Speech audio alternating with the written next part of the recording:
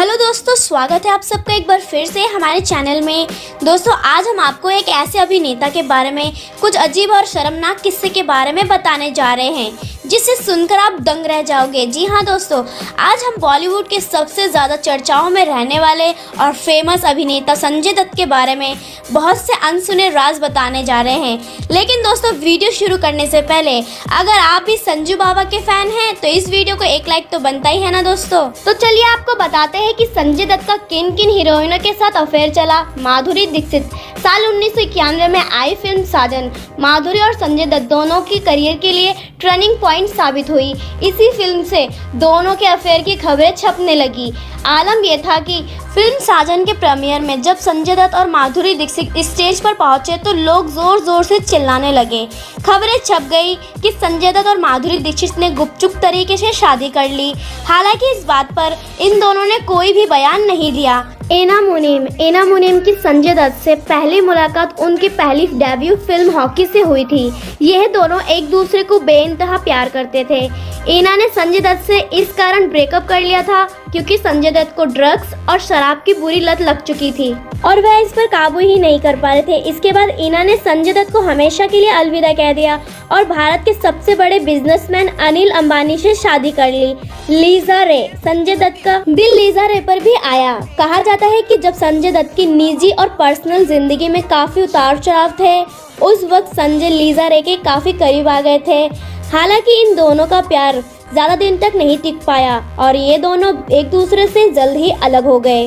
अब बात करते हैं रेखा की। कहा जाता है कि संजय दत्त का अफेयर बॉलीवुड की सबसे खूबसूरत अभिनेत्री रेखा के साथ भी रहा है। रेखा संजय से उम्र में काफी ज्यादा बड़ी थी, लेकिन संजू बाबा ने इन सब की बिल्कुल भी परवाह नहीं की। रेखा उन हीरोइनों में से एक है जो अपने फैंस के लिए आज भी एक पहेली है। पर्दे के पीछे उनकी जिंदगी के बारे में बहुत ही कम लोग जानते हैं। रेखा की शादी हुई लेकिन उन्हें पति का सुख नहीं मिला। पति मुकेश अग्रवाल ने खुदकुशी कर ली थी। रेखा के एक्टर विनोद खन्ना के साथ भी शादी करने की खबरें आई थी, लेकिन उन्होंने भी इसे गलत बताया। लेकिन रेखा को हमेशा सच्चे प्यार की तलाश रही, लेकिन उनकी ये तलाश मंजिल तक कभी पहुंच ही नहीं पाई। रेखा को आपने हर छोटे बड़े इवेंट में सिंदूर लगाए हुए देखा होगा। उनके पति का निधन हो चुका है, फिर भी आखिर रेखा किसके नाम का सिंदूर लगाती है? कुछ समय पहले रेखा की बायोग्राफी में इनकी जिंदगी के सारे तमाम रहस्यों के बारे में पर्दा उठाया गया। इस किताब को यासिर उस्मान ने लिखा था। किताब लॉन्च होने के बाद ये खबरें वायरल हुई थी कि रेखा संजय दत्त के नाम का सिंदूर लगाती है।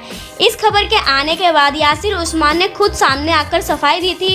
उन्होंने कहा था कि ये सब खबरें गलत है, मेरी किताब में ऐसा कुछ भी नहीं लिखा है, लोग ठीक से पढ़ते नहीं हैं। यासिर ने संजय दत्त और रेखा के अफेयर की अफवाह को लेकर पूरा किस्सा बताया। उन्होंने कहा, रेखा और संजय दत्त ने 1980 में आई फिल्म जमीन आसमान में साथ में काम किया था।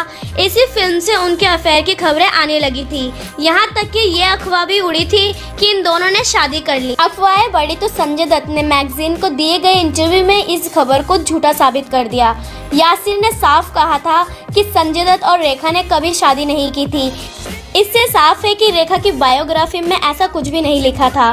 संजय उन दिनों अपनी पर्सनल लाइफ में काफ़ी परेशान थे। रेखा ने सिर्फ उनकी मदद की थी क्योंकि वो भी इस दर्द से गुजर चुकी हैं। तो दोस्तों, आपको क्या लगता है, क्या वाकई में ही रेखा और संजय दत्त के नाजायज रिश्ते थे या फिर ये सिर्फ एक अफवाह थी? आप हमें कमेंट बॉक्स में यस या नो लिखकर ज़रूर बताएं।